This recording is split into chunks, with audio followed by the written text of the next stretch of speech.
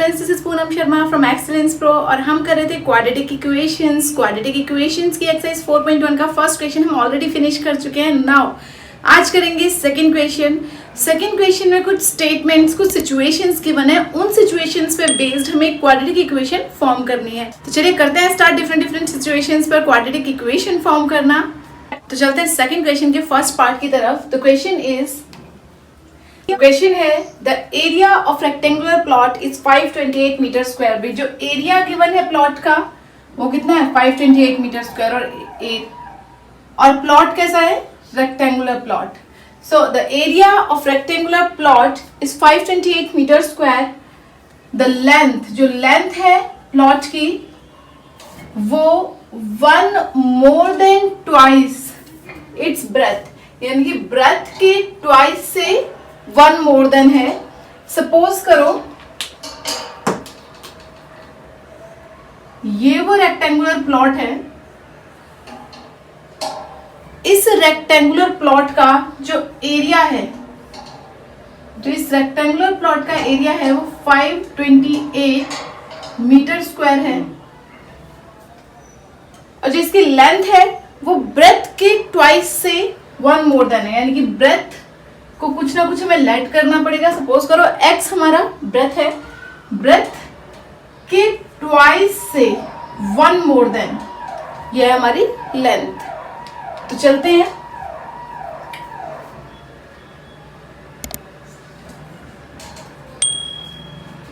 तो हम लिख सकते हैं let the breadth of rectangular plot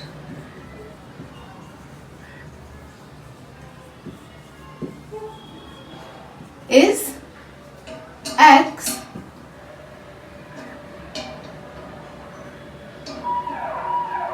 then the length of rectangular plot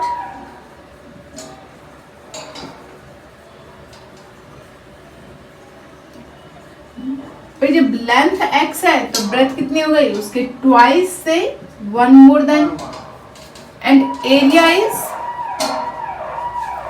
528 meter square. तो एरिया ऑफ रेक्टेंगल क्या होता है? Area of rectangle is length into breath.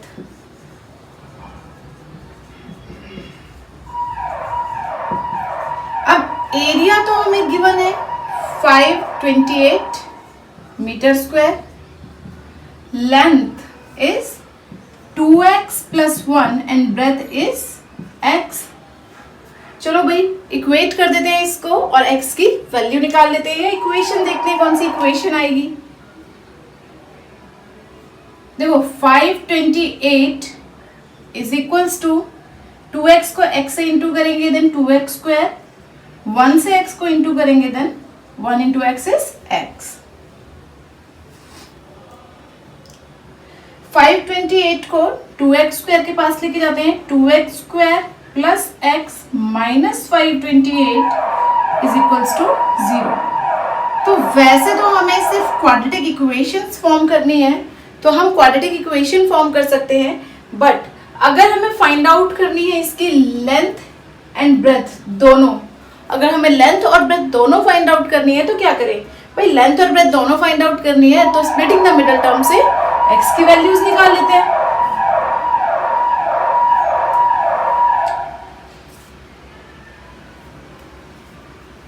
तो एक काम करते हैं, इसे स्प्लिट करते हैं और x की वैल्यूज निकालते हैं ताकि हमें लेंथ और ब्रेथ दोनों चीजें मिल जाएं।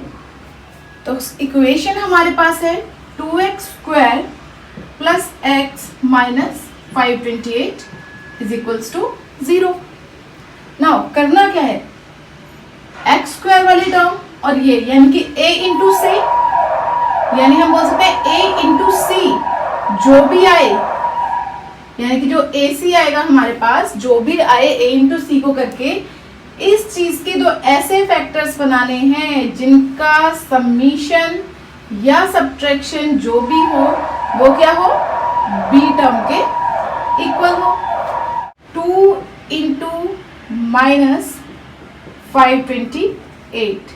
तो इस चीज के ऐसे फैक्टर्स हमें बताने हैं जिनको प्लस या माइनस करके x आए। तो पहले इसके फैक्टर्स बना लेते हैं। 2 एज इट इज रहेगा। चलो इसके बनाना शुरू कर रहे हैं अब हम यहां से फैक्टर्स।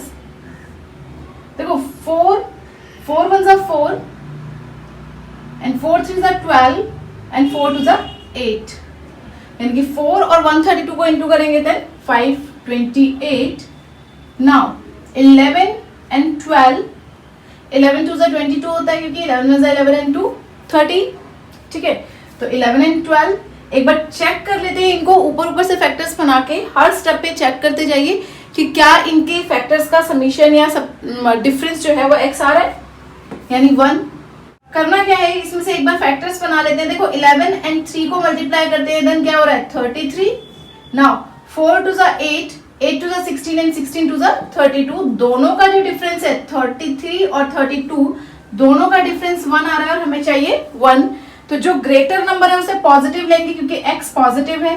तो 2x स्क्वायर प्लस 33x, दोनों के साथ हमें x लेना है, minus 32x minus 528 is equals to 0।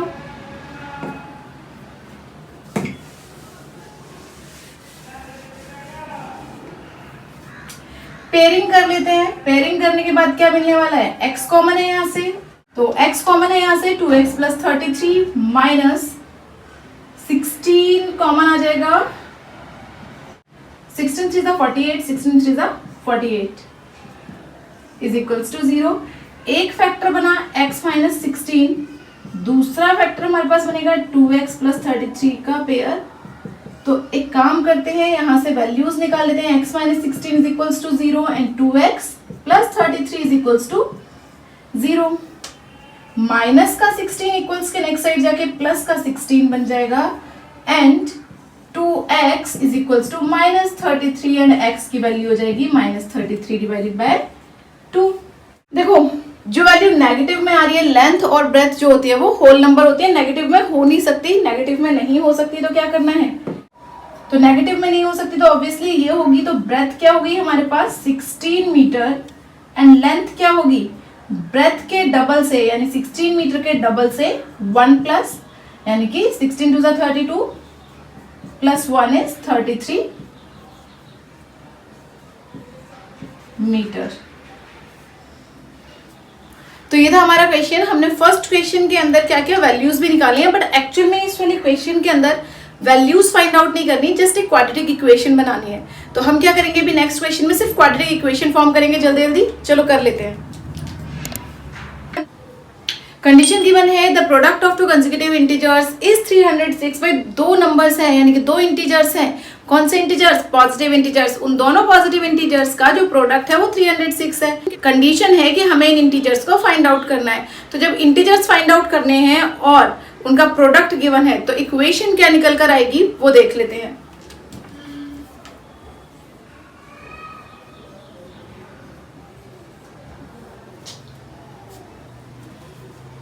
देखो the product of to consecutive integers, पहली बात तो दो कंसेक्यूटिव कोई भी इंटीजर हैं, ठीक है, अगर वो कंसेक्यूटिव है, कंसेक्यूटिव यानी लगातार वाले हैं, जैसे 2 के बाद 3 आता है तो क्या होता है 1 1 प्लस होता जाता है। तो अगर एक इंटीजर हमें कोई भी पता है तो दूसरा इंटीजर क्या होगा, उससे 1 एक्स्ट्रा होगा। तो होता क्या है, अगर हमें एक इंटीजर पता है तो दूसरा क्या होगा, जो उससे सक्सेसर है तो क्या होगा 1 प्लस कर देंगे, एक ज्यादा होगा। और इन दो नंबर्स का जो प्रोडक्ट है, प्रोडक्ट गिवन है हमें 306, तो क्या करेंगे इसके साथ इन्हें सॉल्व कर देंगे और यहाँ से हमारे पास इक्वेशन निकल आएगी। और इक्वेशन के बाद हम उसी को फैक्टराइज करके क्या निकाल सकते हैं, वो दोनों इंटीजर्स फाइंड आउट कर सकते हैं। तो चलो करते हैं। Let the two consecutive integers be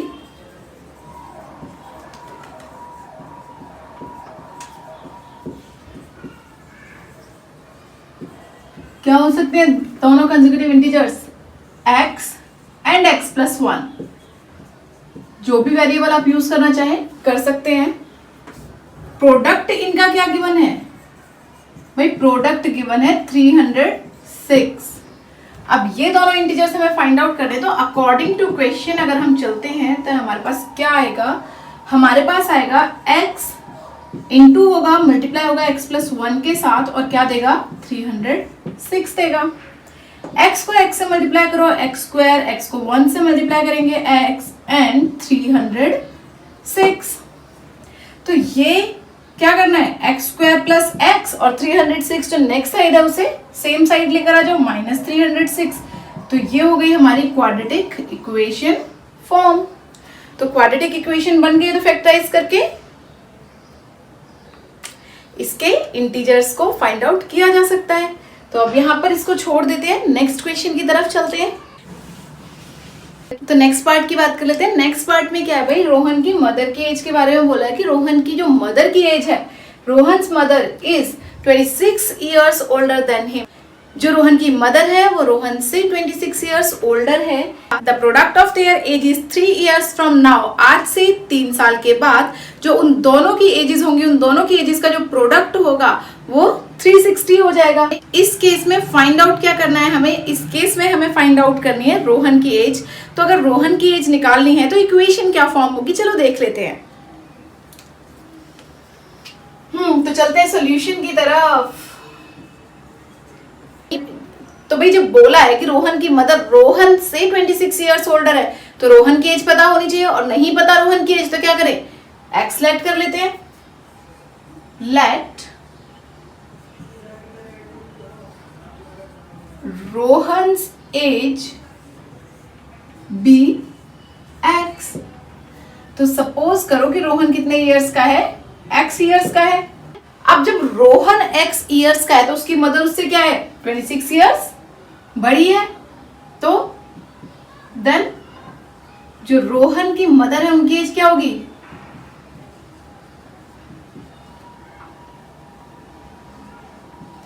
Rohan की मदर की एज हो जाएगी x प्लस 26। अब यहां बात की जा रही है 3 साल के बाद की। Product of there edges after 3 years. भाई 3 साल के बाद उन दोनों की एजेस का प्रोडक्ट हो रहा है 360। 3 साल के बाद ना रोहन इतना बड़ा रहने वाला है, ना ही उसकी माँ। कहने का मतलब है 3 साल के बाद रोहन भी 3 साल बड़ा हो जाएगा और उसकी मदर की एज भी 3 साल ज्यादा हो जाएगी। तो क्या होगा, तो अकॉर्डिंग टू क्वेश्चन जो हमारे पास इक्वेशन निकल के आएगी वो कुछ इस तरह से बनेगी। जो रोहन की एज है x, 3 साल के बाद हो जाएगी x प्लस 3।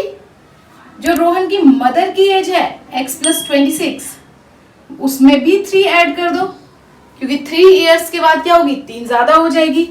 उस कंडीशन में उन दोनों की एज का जो प्रोडक्ट होगा वो 360 होगा।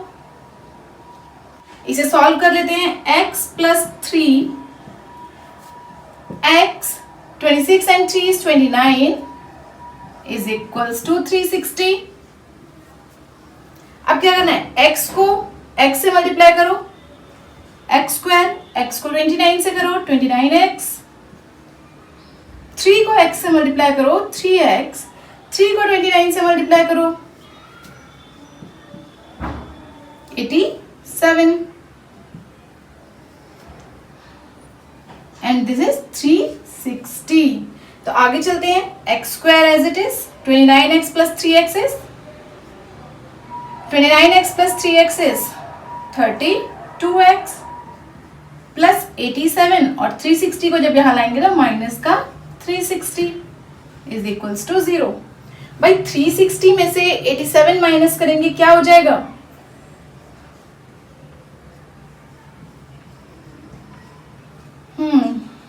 थ्री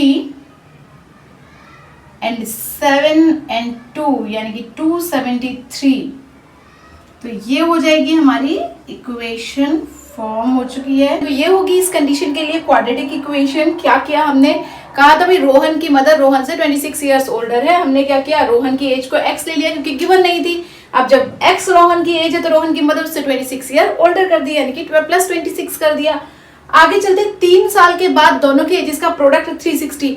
भाई रोहन की मदर और रोहन दोनों ही 3 साल बाद 3-3 साल बड़े हो जाएंगे, और 3-3 साल बड़े हो जाएंगे तो ऑब्वियसली क्या होगा, दोनों की एज में +3 +3 कर दें। ये थी प्रेजेंट एज। देखो यहां पर हम लिख सकते हैं लेट रोहन्स प्रेजेंट एज, और ये रोहन की मदर की प्रेजेंट एज। तो इस चीजों को हम लिख सकते हैं यहाँ पे, ये प्रेजेंट एज है, और जो हमने यहाँ ली है वो एज क्या है, आफ्टर 3 इयर्स जो एज निकल कर आएगी वो एज है। ठीक है, तो ये कर दिया हमने इसे सॉल्व, और ये आ गई हमारे पास इक्वेशन।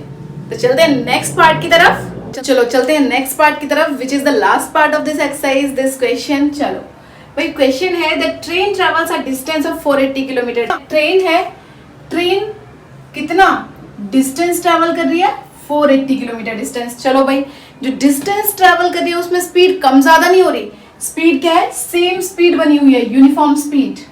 ठीक है, अब इसके बाद क्या कहा है, कहते हैं if the speed had been 8 kilometre per hour less, अगर जो स्पीड है वो क्या हो, 8 किलोमीटर पर आवर लेस हो जाए, तो क्या होगा, then it would have taken 3 hours more.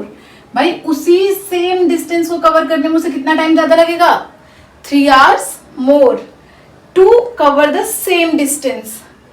We need to find the speed of train, हमें क्या करना है, ट्रेन की स्पीड निकालनी है। भाई देखो क्या हो गया, कोई एक सेम डिस्टेंस है, उसी डिस्टेंस को आप बहुत तेज फास्ट स्पीड के साथ ट्रैवल करो तो जल्दी पहुंच जाओगे, यानी कम टाइम लोगे, और जब उसी सेम स्पीड को धीरे धीरे यानी कम स्पीड से ट्रैवल करोगे तो उसी सेम डिस्टेंस को कवर करने के लिए आपको ज्यादा टाइम लगेगा। तो चलो क्या होगा इसके अंदर,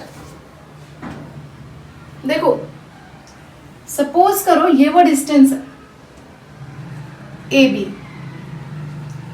इस ए बी डिस्टेंस को ट्रेन पहले x kilometre per our speed के साथ कवर कर रही थी। भाई जब x kilometre per our speed के साथ इस डिस्टेंस को ट्रैवल करती थी, तो सपोज करो जितना भी टाइम लगता था, कितना भी मान लेते t टाइम लगता था, ठीक है, अब क्या किया, स्पीड कम कर दी, कितनी कम कर दी, 8 किलोमीटर पर आवर। तो भाई जब स्पीड, अब नई वाली जो स्पीड है वो -8, यानी कि पहले वाली स्पीड से 8 कम है।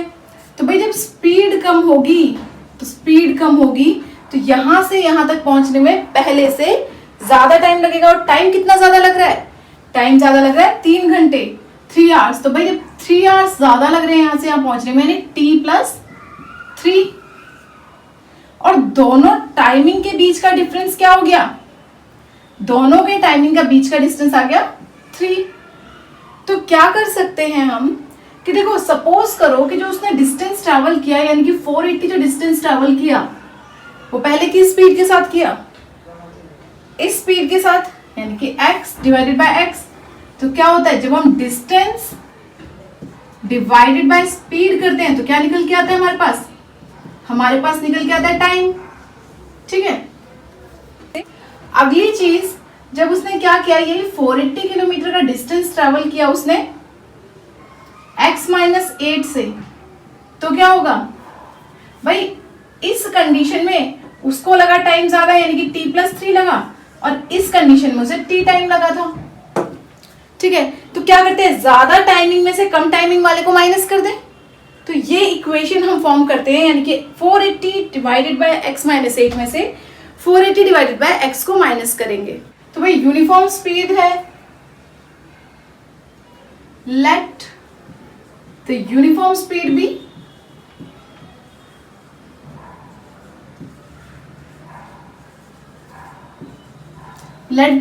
Speed be x kilometre per our.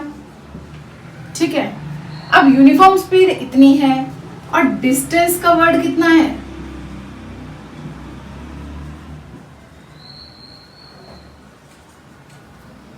इस 480 किलोमीटर। अब इस 480 किलोमीटर को एक बार तो यूनिफॉर्म स्पीड से ट्रैवल किया, और अगर यूनिफॉर्म स्पीड से ट्रैवल ना करके if the speed is decreased by 8 kilometre per hour, then time taken